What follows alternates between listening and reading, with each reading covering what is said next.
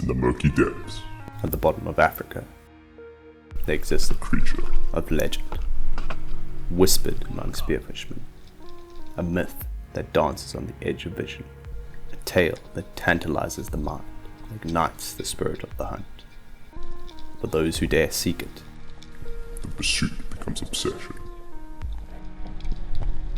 Unrelenting, untamed, beneath the waves lies the ultimate prize. Behold, the white ghost.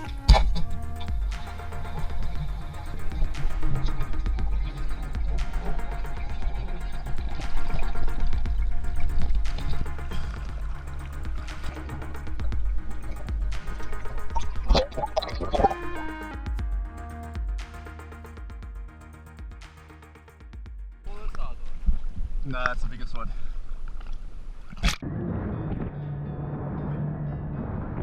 For those that don't know me, my name is Tak, and you're watching the Ocean Channel. Today we're diving into some pretty amazing water, but it wasn't always like that. On the first few dives, we went west. We went the wrong direction. The water was cold and it was not that clear. And evidence for this shows with the fish hiding in caves, like this big punsi, also called a black cracker, which is also an elusive ghost of the ocean, if you're looking for a bigger one. Here's another cold water species, and that's a White Steenbras. There's actually two here in this area. Beautiful fish, but way too small to shoot today.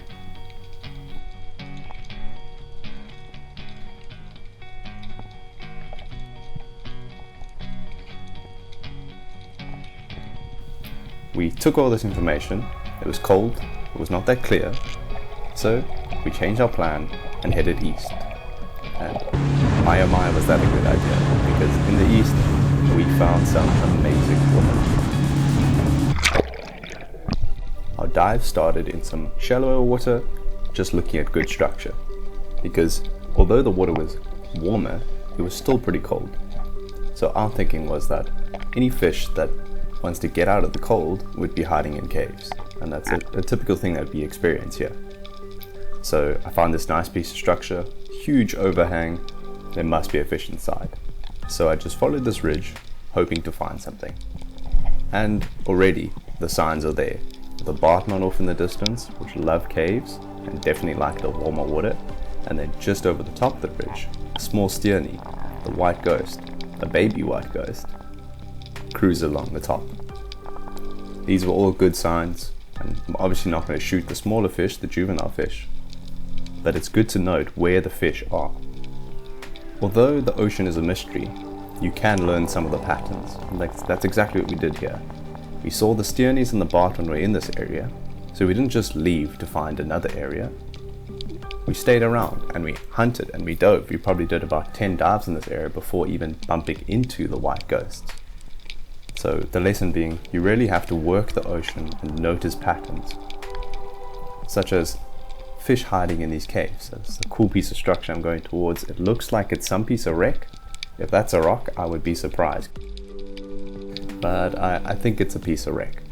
So as I'm waiting in this gully, just hoping for somebody to come over, nothing actually comes. But eventually, coming back to the surface, we move out to some deeper water. Here we're trying to work the thermocline, because what we get is usually cold water on the bottom and warm water on the top. And if you manage to find the depth at which the cold water and warm water meet, and if that's hitting a reef, you're probably on the money. And that's exactly what we're trying to find here. Here, I get a good surprise, but I make an odd decision and I decide not to take the surprise, because my sights were set on a white ghost today. I was not even considering this decent fish that comes my way. Have a look at this guy.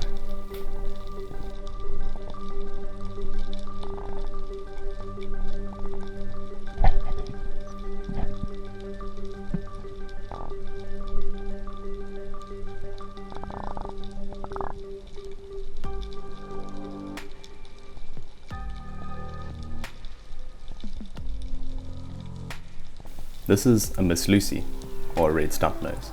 And if you've been watching my channel for a while now, you know I like shooting these fish. They are extremely tasty. But I also like leaving them, because there's not too many around, and they're not the biggest challenge.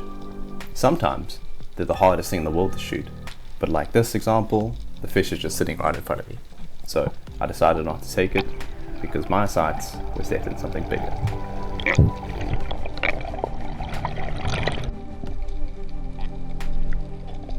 Moving even deeper, things get more promising. As I land on this big flat ridge, I spot some shapes in the distance. Here we see a big school of small white Steenbras. As they cruise through the water here, I try to see if there's anything bigger in the mix. But they all look about legal size just above. But then in the distance, I see something big. And I aim up and follow it. Realizing it's a Miss Lucy, another red stump nose. I'm not going to shoot one today. And in doing so, I actually spooked that other small school. So this was a bit of an error on my side, and I probably should have just left that fish alone. But it just takes time to recognize fish in this kind of misty water. It's not always the easiest thing to do.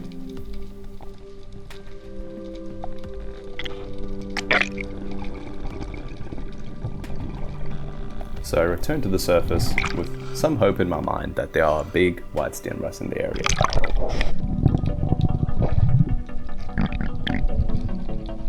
On this dive, the mystery of the white ghost is no longer a mystery, because a big school of bigger Steenbras lie right in front of me. So here we're still working the same kind of reef, these big flat ridges with big drop-offs on the side. And I just try to position my body in a sheltered area where if a fish comes over the ridge it won't see me, or if a fish is off in the sand, I'm hidden within the shadows. So on this dive, this worked for me. I was able to get in quite close to this ridge and just lie there and wait. And after not long, I see some big forms in the middle of the water column.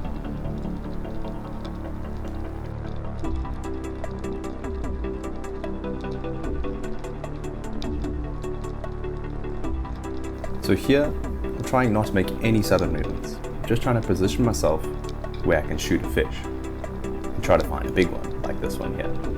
But as I aimed it up, it turned away, and I decided not to take a rush shot. There might be something big in the area. So I wait, just for a little bit longer. The school's still hanging around, but all the big ones have gone into the far, far areas now. So I slowly try to resurface. If you suddenly kick off the bottom, these fish are so elusive they can spook just like that. So you've got to go slow. You've got to be quiet on the surface and quiet below. Even splashing on the surface can spook these fish. On this day, I was lucky. The fish gave me 2 chances to see the school. But it is not just luck. Here, you can see the techniques that I try to use to get close to the school. I can see the fish approaching from the left here. So, instead of sitting on top of the bridge, I head to the edge and then take a left towards the fish. Trying to hide your intentions is a big part of spearfishing, so I slowly approach the school. You can see some specimens on the left, some big bartman or tasselfish, and a few bigger sternies in the background. But patience pays off as I wait.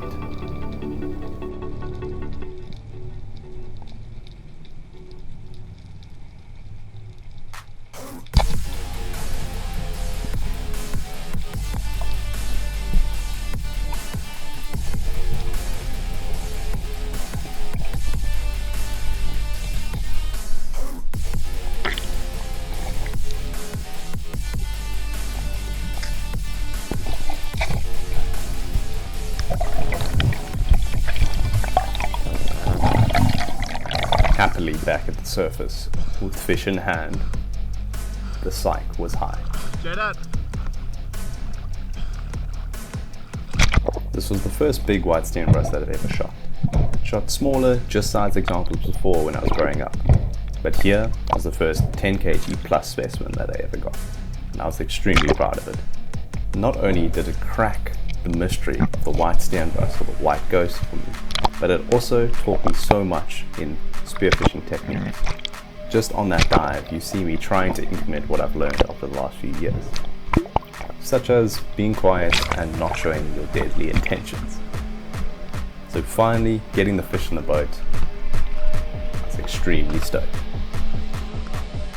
I definitely think this is one of my better shots I've ever taken in spearfishing. Not because of the shot itself, but also the build up to it, and in the decisions that I made before shooting this fish. I could have easily missed out on getting this fish just by shooting a smaller specimen or a bartman. But this time, I had this magnificent creature in my hands, and the mystery of the white ghost was finally cracked. This was a great day of diving.